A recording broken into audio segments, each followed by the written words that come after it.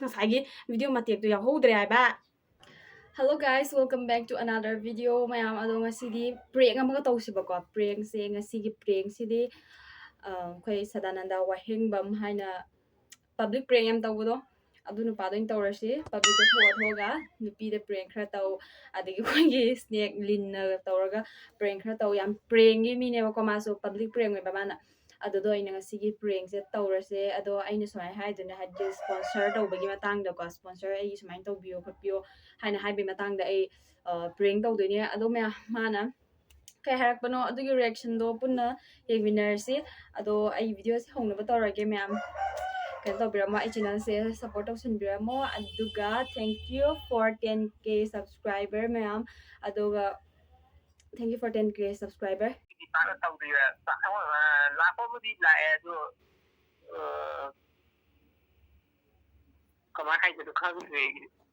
kamaina haidi aigi mafamdubidi Thobal Khetri Lekai kawebako aduga aduda sum yenga Blue Interior haina furniture mall haina ama leibaneba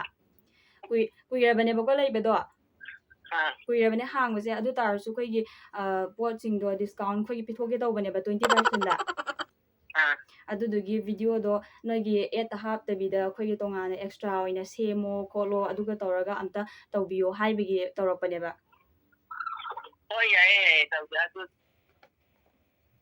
ado haidi paisado point la ego ba ado paisado dum noina aramba dum pi kebo ani mo noina oju kumbidagi la pine na namta ja adum yenga dum pi ado somse kaidagi no kumbidagi ado dana boyga nakna watle ko dide ade ado kamai dum la e Thobal sum la e ba ado paisado exact to amta haidi haibiune kamai tawbano ko ba alkhoi su sonda su khoi saraga tawraga hangnaraga adegi kamai ni yaba khotpano haido tawge ba ai dum hairake haise hojik sum ngahal leraga hairakpadi yadabra ba haidi sum khoi sonda haide isan tawro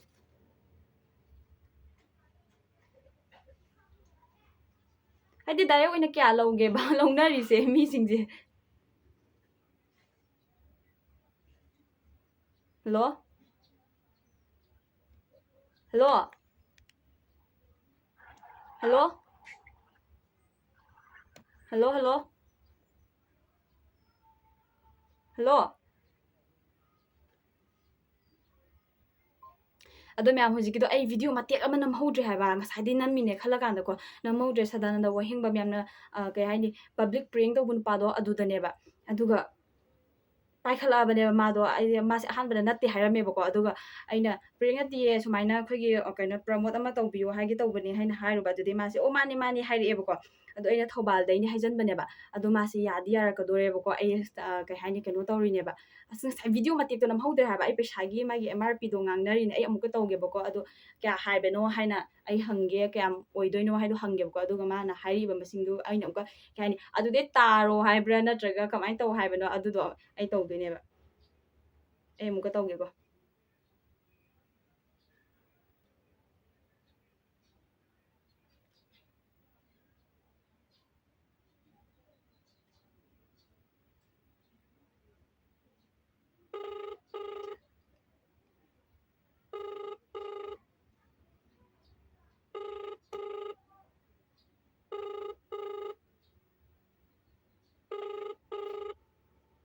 Payakti.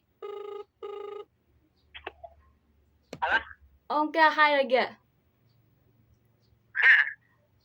Price to kya hainarage ba? Price to khang jot noina dum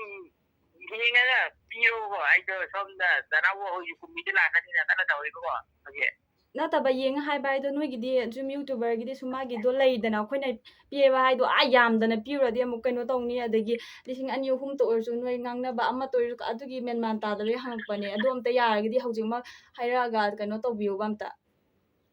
nangna ngamjagadabido ade haidi nangna hairakanda aina sidi yamalle taw bhairasu adagi tanu bhairasu ngangnabado magi reto ꯑꯗꯨꯝ ꯍꯥꯏꯗꯤ ꯀꯩꯅꯣ ꯑꯗꯨꯒꯨꯝꯕꯒꯤ direct advertise ꯍꯥꯏꯁꯦ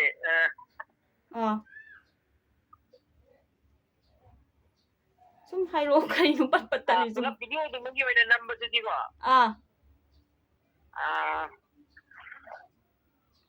ꯐꯨꯜ direct ꯐꯨꯜ video ꯑꯣꯏꯅ ꯅꯝꯃꯛꯄꯗꯤ ꯑꯗꯨꯝ 4 ꯑꯗꯨꯋꯥꯏꯃꯨꯛꯀꯤ ꯆꯥꯡ ꯂꯧꯅꯕꯅꯦꯕ 4 ꯍꯥꯏꯕꯤꯔꯣ ꯑꯗꯣ ꯑꯗꯨꯝ ꯍꯥꯏꯗꯤ ꯑꯩꯁꯨ ꯊꯧꯕꯥꯜꯗ ꯂꯩꯔꯀꯥꯟꯗ ꯑꯣꯏꯅ ꯅꯝꯗꯦꯕꯀꯣ ꯊꯧꯕꯥꯜꯗ ꯑꯩ ꯊꯧꯕꯥꯜꯗ ꯍꯧꯖꯤꯛꯄꯨꯗꯤ ꯍꯟꯗꯛ ꯊꯥꯗꯤ ꯂꯥꯛꯑꯒ ꯃꯊꯪ ꯊꯥꯒꯨꯝꯕꯗ ꯑꯣꯏꯅ ꯅꯝꯕ ꯌꯥꯔꯣꯏꯗ꯭ꯔꯣ ꯑꯗꯨꯗꯤ ꯌꯥꯔꯣꯏꯌꯦ ꯍꯥꯏꯕꯗꯤ ꯑꯩꯒꯤ ꯄꯥꯔꯁꯦꯟ ꯗꯤꯁꯀꯥꯎꯟꯗꯣ ꯀꯨꯏꯅ ꯍꯥꯏꯗꯤ ꯑꯩꯈꯣꯏꯒꯤ ꯀꯩꯅꯣꯒꯤ ꯁꯦꯞꯇꯦꯝꯕꯔꯒꯤ ꯗꯦꯠ ꯀꯩꯅꯣꯐꯧꯅꯦꯕ 1-2 ꯐꯧꯅꯦꯕꯀꯣ ꯗꯤꯁꯀꯥꯎꯟꯗꯣ ꯑꯗꯨꯐꯧ ꯂꯩꯌꯦ ꯑꯗꯨꯒꯤ ꯇꯧꯕꯅꯦ ꯊꯨꯕꯒꯤ ꯉꯁꯤ ꯗꯦꯠ 23 25 ꯂ 24 ꯑꯣꯏꯔꯝꯃꯅꯤ ꯀꯥꯏ ꯆꯠꯈ꯭ꯔꯦ ꯑꯣꯏꯔꯝꯃꯅꯤꯌꯦ ꯑꯗꯨꯒꯤ ꯑꯗꯨ ꯑꯩ ꯍꯣꯔꯦꯟ ꯗꯥꯅꯥꯎ ꯍꯣꯏꯒ ꯋꯥꯔꯤ ꯐꯖꯅ ꯁꯥꯟꯅꯔꯒꯦꯕ ꯑꯗꯨꯒ ꯉꯁꯤ ꯑꯗꯨꯝ ꯍꯥꯏꯔꯛꯑꯒꯦ ꯌꯥꯔꯕ ꯉꯁꯤ ꯉꯁꯤ ꯍꯣꯔꯦꯟ ꯃꯣꯏ ꯂꯥꯛꯀꯥꯟꯗ ꯑꯣꯏꯅ ꯍꯥꯏꯔꯛꯑꯒꯦꯕ ꯗꯥꯅꯥꯎ ꯍꯣꯏ ꯂꯥꯛꯑꯗꯤ ꯑꯗꯨꯒ ꯍꯥꯏꯗꯤ ꯑꯗꯨꯒꯤ ꯚꯤꯗꯤꯑꯣ ꯅꯝꯕꯒꯤ ꯃꯑꯣꯡꯗꯣ ꯃꯣꯏꯁꯨ ꯌꯥꯎꯔꯒ ꯅꯝꯗꯣꯏꯅꯦꯕ ꯅꯝꯃꯗꯤ ꯑꯗꯨꯒ ꯑꯗꯨꯝ ꯍꯥꯏꯗꯤ ꯑꯩꯈꯣꯏ ꯂꯥꯛꯇꯕ ꯅꯨꯃꯤꯠꯇꯣ ꯍꯥꯏꯗꯤ ꯅꯣꯡ ꯅꯤꯅꯤꯁꯤꯗ ꯑꯣꯏꯔꯒꯁꯨ ꯑꯗꯨꯝ ꯅꯠꯇꯦ ꯑꯩꯅ ꯍꯥꯏꯕꯅꯅꯦ ꯅꯪꯒꯤ ꯄꯩꯁꯥꯗꯣ ꯍꯧꯖꯤꯛꯃꯛꯅꯦ ꯍꯥꯏꯗꯤ ꯍꯥꯏꯅꯔꯒ ꯑꯩꯅ ꯀꯥꯞꯄꯛꯄ ꯌꯥꯔꯁꯨ ꯀꯥꯞꯄꯛꯑꯦꯗꯅ ꯑꯗꯒꯤ ꯑꯩꯈꯣꯏ ꯁꯣꯝꯗ ꯑꯩꯈꯣꯏ ꯁꯥꯔꯒ ꯇꯧꯔꯒ ꯇꯧꯕꯒꯤꯅꯦ ꯍꯥꯏꯁꯦ ꯍꯣꯏ ꯑꯗꯨ ꯑꯩ ꯗꯥꯏꯔꯦꯛ ꯀꯟꯐꯥꯔꯝ ꯇꯥꯔꯛꯈꯤꯒꯦꯕꯀꯣ ꯗꯥꯅꯥꯎ ꯍꯣꯏꯗ ꯍꯥꯏꯗꯤ ꯑꯩ ꯏꯊꯟꯗꯅ ꯅꯝꯕꯗꯨꯗꯤ ꯚꯤꯗꯤꯑꯣꯗꯨ ꯐꯖꯔꯣꯏꯕꯀꯣ ꯅꯠꯇꯦ ꯑꯩ ꯗꯥꯅꯥꯎꯕ ꯍꯣꯏ ꯌꯥꯎꯍꯟꯗꯤꯌꯦ ꯗꯥꯅꯥꯎꯕ ꯃꯣꯏꯒꯤꯗꯤ ꯑꯃꯨꯛꯀ ꯆꯦꯅꯦꯜ ꯃꯣꯏꯒꯤꯗꯤ ꯑꯃꯨꯛꯀ ꯁꯣꯝꯒꯤꯗꯤ ꯄꯕ꯭ꯂꯤꯛ ꯄ꯭ꯔꯦꯡ ꯉꯥꯛꯇꯅꯤꯗꯅꯀꯣ ꯑꯗꯨꯅ ꯚ꯭ꯌꯨꯗꯣ ꯈꯔ ꯐꯖꯩ ꯍꯥꯏꯅꯤ ꯁꯨꯝ ꯌꯦꯡꯕꯗ ꯑꯗꯒꯤ ꯑꯃꯨꯛꯀ ꯗꯥꯅꯥꯎꯕ ꯍꯣꯏꯒꯤꯗꯤ ꯑꯃꯨꯛꯀ ꯃꯣꯏꯅ ꯄ꯭ꯔꯦꯡ ꯑꯣꯏꯔꯛꯇꯦ ꯃꯣꯏꯒꯤꯅ ꯀꯩꯅꯣ ꯍꯥꯏꯗꯤ ꯄꯨꯔꯥ ꯐꯤꯂꯝꯃꯤꯡꯗ ꯆꯠꯈ꯭ꯔꯦꯗꯅꯀꯣ ꯑꯗꯨꯗꯨꯒꯤ ꯇꯧꯕꯅꯦꯕ ꯑꯗꯩ ꯅꯪꯉꯣꯟꯗ ꯅꯠꯇꯅ ꯑꯃꯨꯛꯀ ꯑꯩꯁꯦ ꯀꯅꯥꯗꯣꯅꯣ ꯃꯣꯏꯗꯁꯨ ꯈꯤꯇꯪ ꯍꯥꯏꯔꯒ ꯍꯥꯏꯗꯤ ꯍꯟꯗꯛ 20% ꯑꯣꯐꯔꯒꯨꯝꯕ ꯂꯩꯔꯤꯉꯩꯁꯤꯗ ꯇꯧꯕꯒꯤ ꯋꯥꯅꯤꯗ ꯍꯣꯏ ꯑꯩ ꯑꯗꯨꯝ ꯑꯩ ꯉꯁꯤꯒꯤ ꯅꯨꯃꯤꯠꯇ ꯍꯥꯏꯔꯛꯑꯗꯤ ꯌꯥꯔꯕ ꯑꯩꯗꯤ ꯄ꯭ꯔꯥꯏꯁꯁꯦ ꯍꯧꯖꯤꯛꯇ ꯍꯥꯏꯍꯟꯅꯤꯡꯕ ꯍꯥꯏꯇꯥꯔꯦ ꯄ꯭ꯔꯥꯏꯁꯇꯣ ꯑꯗꯨ ꯑꯩꯈꯣꯏ ꯁꯥꯔꯅ ꯁꯨꯃꯥꯏꯅ ꯇꯧꯔꯝꯃꯣ ꯑꯗꯨꯒ ꯄ꯭ꯔꯥꯏꯁꯇꯨꯀꯣ ꯑꯩꯅ ꯉꯁꯥꯏ ꯍꯥꯏꯈꯤꯕꯗꯣ ꯑꯗꯨꯃꯥꯏꯅ ꯌꯦꯡꯉꯁꯦꯕ ꯑꯗꯣ ꯅꯪꯅ ꯁꯣꯝꯅ ꯍꯥꯏꯁꯦ 4,000ꯅꯦꯕꯀꯣ ꯍꯥꯏꯁꯦ ꯃꯔꯤꯁꯦ ꯀꯣꯛ ꯉꯥꯎꯔꯤꯅꯦ ꯃꯔꯤꯁꯦ ꯇꯥꯕ ꯌꯥꯔꯣꯏꯗ꯭ꯔꯣ ꯇꯥꯕ ꯃꯔꯤꯁꯤ ꯑꯗꯨꯝ ꯍꯥꯏꯗꯤ ꯀꯩꯅꯣ ꯂꯥꯛꯄꯒꯤ ꯍꯥꯏꯕ ꯑꯃꯁꯨ ꯂꯩꯈꯤꯗꯅ ꯍꯥꯏꯗꯤ ꯊꯧꯕꯥꯜ ꯇꯥꯟꯅ ꯑꯃꯨꯛ ꯂꯥꯛꯇꯣꯏꯅꯤꯅ ꯀꯨꯝꯕꯤꯗꯒꯤ ꯑꯗꯨꯒꯤꯗꯤ ꯍꯥꯏꯗꯤ ꯑꯩꯁꯨ ꯍꯟꯗꯛ ꯊꯥꯒꯤꯗꯤ ꯂꯥꯛꯑꯣꯏꯕꯀꯣ ꯍꯥꯏꯗꯤ ꯑꯗꯨ ꯚꯤꯗꯤꯑꯣꯗꯨ ꯅꯝꯗꯕ ꯂꯩꯔꯒꯗꯤ ꯂꯥꯛꯇꯣꯏꯅꯤꯗꯅ ꯑꯃꯨꯛ ꯑꯗꯨꯅ ꯍꯥꯏꯗꯤ ꯂꯝꯁꯨ ꯂꯥꯞꯄꯅꯤꯅ ꯑꯁ ꯍꯣꯏꯅꯦ ꯀꯨꯝꯕꯤꯁꯦ ꯀꯩ ꯖꯒꯥꯗꯩꯅꯣ ꯁꯣꯝꯁꯦ ꯃꯣꯏꯔꯥꯡ ꯃꯈꯥ ꯀꯨꯝꯕꯤꯗꯨ ꯀꯩ ꯂꯩꯀꯥꯏꯅꯣꯕ ꯀꯨꯝꯕꯤ ꯁꯦꯇꯄꯨꯔꯗꯒꯤꯅꯦ ꯁꯦꯇꯄꯨꯔ ꯕꯖꯥꯔ ꯀꯨꯝꯕꯤ ꯕꯖꯥꯔ ꯌꯧꯔꯗꯤ ꯑꯗꯨꯝ ꯌꯧꯔꯒꯨꯝꯕꯅꯦ ꯑꯗꯨ ꯑꯣꯏꯔꯗꯤ ꯑꯩꯈꯣꯏꯅ ꯂꯥꯛꯄ ꯑꯃ ꯅꯠꯇ꯭ꯔꯒ ꯑꯗꯨꯃꯥꯏꯅ ꯇꯧꯕꯒꯤ ꯑꯃ ꯍꯥꯏꯗꯤ ꯑꯩꯈꯣꯏꯗꯤ ꯑꯊꯨꯕꯗꯅꯤꯗꯅꯀꯣ ꯍꯥꯏꯗꯤ ꯂꯤꯃꯤꯇꯦꯠꯁꯨ ꯃꯇꯝꯗꯣ ꯍꯥꯏꯗꯤ ꯇꯦꯟꯁꯜꯂꯤꯗꯅꯀꯣ ꯂꯤꯃꯤꯇꯦꯠ ꯇꯥꯏꯝ ꯑꯣꯏꯔꯛꯏꯗꯅ ꯑꯗꯨꯗꯨꯒꯤ ꯇꯧꯕꯅꯤꯅ ꯗꯦꯠ 1-2 ꯍꯥꯏꯁꯤꯗꯤ ꯍꯌꯦꯡ ꯍꯪꯆꯤꯠ ꯈꯛꯇ ꯉꯥꯏꯔꯦ ꯑꯗꯣ ꯑꯩꯈꯣꯏ ꯑꯣꯏꯅ ꯂꯥꯛꯑꯒ ꯇꯧꯕꯗ ꯄꯩꯁꯥꯗꯤ ꯇꯥꯔꯣꯏꯗ꯭ꯔꯕ ꯍꯥꯏꯗꯤ ꯑꯩꯅ ꯗꯥꯏꯔꯦꯛ ꯑꯣꯏꯅ ꯍꯥꯏꯔꯒꯦꯀꯣ ꯌꯥꯔꯒꯗꯤ 2,500ꯃꯨꯛꯇ ꯌꯥꯔꯣꯏꯗ꯭ꯔꯣ 2,500 3 ꯌꯥ ꯁ꯭ꯋꯥꯏꯗ ꯑꯗꯨ ꯅꯣꯏ ꯂꯥꯛꯑꯒꯗꯤ 3 ꯑꯗꯨꯋꯥꯏꯃꯨꯛꯇꯣ ꯑꯗꯨꯝ ꯌꯦꯡꯉꯁꯦ ꯌꯥꯅꯕ ꯇꯧꯔꯒꯦ 3 ꯑꯗꯨꯋꯥꯏꯗ ꯌꯥꯔꯁꯦꯕ ꯅꯣꯏ ꯂꯥꯛꯑꯒꯗꯤ ꯑꯗꯣ ꯑꯩ ꯂꯥꯛꯑꯒꯗꯤ ꯑꯃꯨꯛ ꯑꯗꯣ ꯌꯨꯇꯨꯕꯔꯁꯤꯡꯁꯦ ꯍꯥꯏꯗꯤ ꯀꯩꯅꯣ ꯄꯩꯁꯥ ꯂꯧꯕꯁꯦ ꯃꯥꯟꯅꯗꯕ꯭ꯔꯣ ꯂꯣꯏꯅ ꯃꯥꯟꯅꯗꯕꯅꯦ ꯀꯃꯥꯏꯅ ꯇꯧꯒꯦ ꯍꯥꯏꯕ ꯈꯤꯇꯪ ꯐꯥꯎꯕ ꯃꯤꯈꯩꯗꯨꯅ ꯀꯃꯥꯏꯅ ꯂꯧꯒꯦꯕ ꯁꯣꯝ ꯈꯤꯇꯪ ꯍꯥꯏꯗꯤ ꯗꯥꯅꯥꯎꯕ ꯑꯩꯈꯣꯏꯅ ꯑꯦꯁ ꯍꯥꯄꯛꯄꯗ ꯃꯣꯏꯅ ꯂꯨꯄꯥ ꯀꯌꯥ ꯂꯧꯒꯦꯕ ꯑꯩꯅ ꯍꯧꯖꯤꯛ ꯗꯥꯅꯥꯎꯕꯗ ꯍꯥꯏꯔꯦ ꯈꯜꯂꯣꯕꯀꯣ ꯃꯉꯣꯟꯗ ꯂꯨꯄꯥ ꯀꯌꯥ ꯂꯧꯒꯦ ꯍꯥꯏꯔꯛꯀꯅꯤ ꯑꯃꯗꯅ ꯀꯌꯥ ꯂꯧꯒꯦ ꯍꯥꯏꯔꯛꯀꯅꯤ ꯑꯗꯨ ꯗꯥꯅꯥꯎꯕ ꯍꯣꯏꯗꯗꯤ ꯃꯣꯏꯗꯤ ꯆꯦꯅꯦꯜ ꯌꯥꯝ ꯋꯥꯡꯕꯅꯤꯅꯀꯣ ꯑꯗꯨꯝ ꯈꯔ ꯆꯥꯎꯅꯗꯤ ꯍꯥꯏꯔꯛꯀꯅꯤ ꯆꯥꯎꯅ ꯍꯥꯏꯁꯦ ꯂꯨꯄꯥ ꯀꯌꯥꯃꯨꯛꯇꯤ ꯍꯥꯏꯔꯛꯀꯅꯤ ꯃꯣꯏꯅ ꯑꯗꯨ ꯑꯩꯉꯣꯟꯗꯒꯤꯗꯤ ꯈꯔ ꯌꯥꯝꯅꯗꯤ ꯍꯦꯜꯂꯅꯤ ꯑꯗꯨ ꯈꯪꯗꯦ ꯆꯞ ꯆꯥꯕ ꯃꯣꯏꯗꯤ ꯀꯌా ꯍꯥꯏꯕꯗꯤ ꯈꯪꯗꯦꯕꯀꯣ ꯍꯥꯏꯗꯤ ꯄꯩꯁꯥꯁꯦ ꯍꯥꯏꯗꯤ 2-3ꯒꯨꯝꯕ ꯆꯦꯅꯦꯜ 2-3ꯗ ꯇꯧꯍꯜꯂꯗꯤ ꯃꯤꯁꯨ ꯈꯔ ꯍꯦꯟꯅ ꯈꯪꯅꯤꯗꯅꯀꯣ ꯑꯗꯨꯒꯤꯗꯨꯁꯨ ꯂꯩꯌꯦꯕꯀꯣ ꯑꯩꯒ ꯈꯪꯅꯕ ꯑꯃ Tanglay King na to hangba. Kanglei King. Oh, khange. Mado yari yakani aina hire ga yakani ba. Mana bada sama poko los mana mana mado khoi ga dum na ngai bo. Allo na tu ni tla mado la hela maji ai ba na. Adai mukbang ko ko pa ma ai ga pun ba dum. Karambano. Dine sai dom na. Odadi khangdre. Aidi pangna khangdebako akoina khangisina akogi kainosina khangisina taina teda kitang chawgi makeup pi khuman hoi sidi bere phajana khangi adagi moi manawba mai hoi moi di phajana khangeba adagi somju khange somna haidi somgi view ju sum yengi sum phajayibako adagi public prank haidi hujik yamna kanna kaino tawkhala ibanina adugi aina su khanba hai tare chana ga dawba matam siga adugi tarokpanida maina oina tawje noina la padu oina tawje hoi lakpada adu paisa du ki kitang di yengaga tasiko hoi yenga ado ai ngatang lerega ai phone tawjake ai khu sardam ta hai gi game ta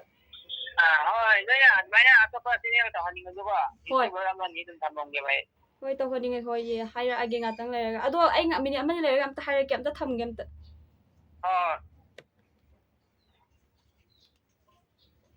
maya mai husikido haidi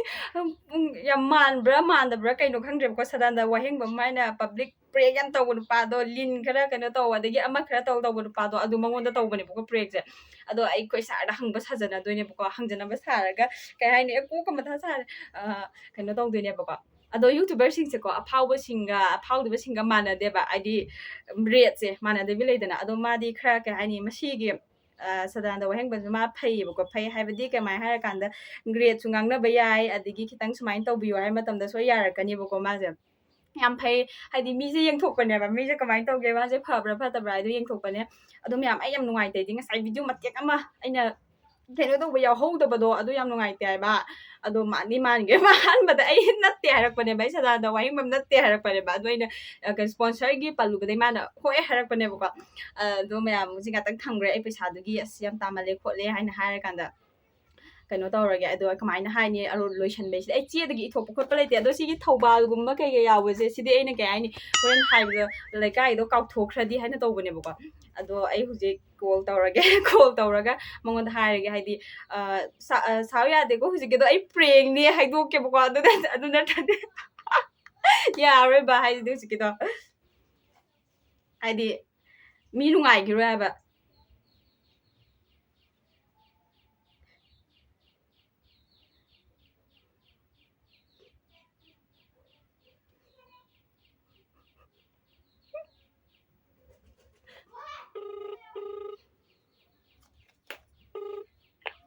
hello dai ai saw ya de ko ai do call prank ni saw bano ai do call prank do bune ma saw gano ba ya da taw natte ai kainom hai game ta saw ai kainom thai ja gi do bane hello dai hai bi ai di saw nu ko ai sumaina video ma hang bane ba ko do ki somna call prank taw bane ba adu nga sai du kanglei pr da taw bane ma tum hogotri ma le ba du gi tham gi bane ba ko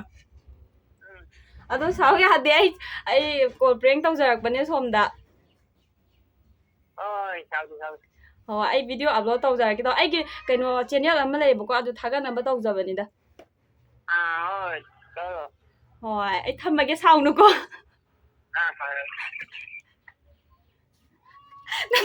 saude hujik ke do mi nung de nungai ra ma ra ba ko ado kaisu kai de me am call prank ni na ko ai ahal bada kanglei pr da budi tawram bane ba call je adu tar su kai ni ma do tumba gi mawong da makhon ga do haidi kainom tarok adu da ai mangon da taw gi dra bane ba ko adu hujik ke do wari da kuina sang sana ba budi ai du tar su ai je sum kai ni itom da sum nungai salak ta ba mingon da do ai na hai bu do ai di sponsor taw biyo kan mi gi wakhan ga do nungai hal kan da kano tawrani hai taw bu gi haidue do call prank success oire mayam haidi ai su tam tam na sum hairi edana ko ado mayam ai video se side lo shalage matung da video amaga ai puraga lakcharage mayam nungai ragadi ai gi channel se like subscribe to biramo share to biramo matang solution jarage thank you for watching mayam bye bye